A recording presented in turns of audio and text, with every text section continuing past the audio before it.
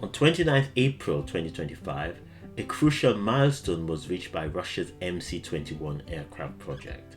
A test flight took place with all Russian components and it was a success, but not for the reasons you might think. The project is proving to be more innovative and modern than one might imagine, and this could even tempt Western airlines to consider it in the future. The main innovation, among many other innovations, is the engine, the PD-14. Without intending to, Western sanctions may have unintentionally created a rival for Boeing and Airbus, especially in non-Western markets. A prototype of the medium-range MC21 took to the skies for the first time from the airfield of the Irkutsk aviation plant.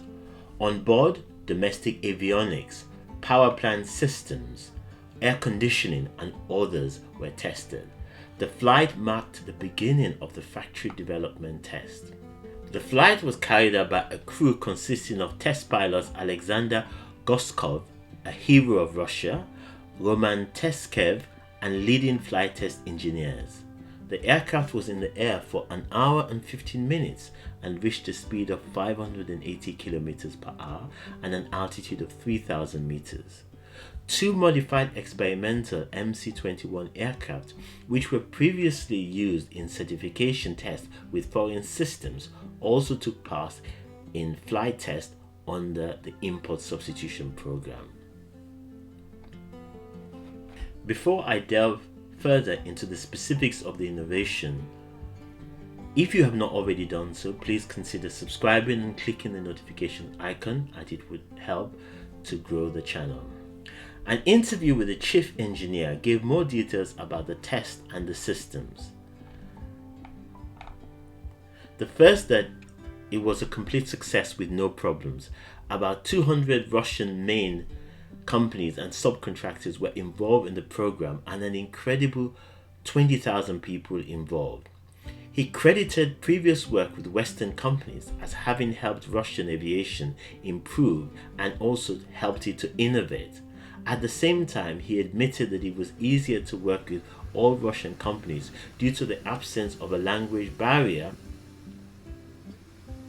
He revealed surprising information about the power plant, the PD-14, that has automated self-diagnosis, which is capable of automatically reconfiguring itself when there are failures. So it's an intelligent system.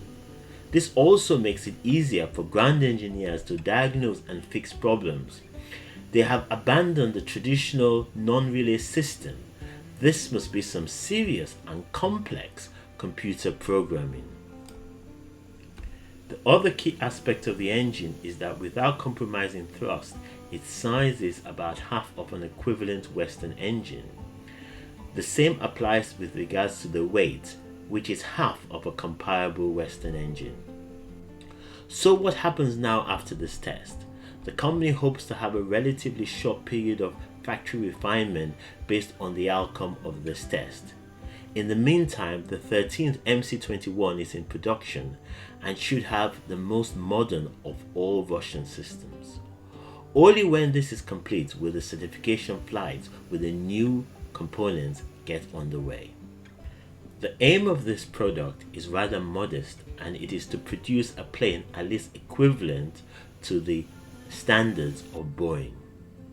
Whether this is a good idea in view of problems that Boeing has had is questionable. The MC-21 is comparable to the Boeing 737 MAX and the Airbus A320neo. So for the MC-21 project, there are exciting times ahead. It is very much uncertain at the moment as to when the certification of this plane will be complete and further when it will enter into service.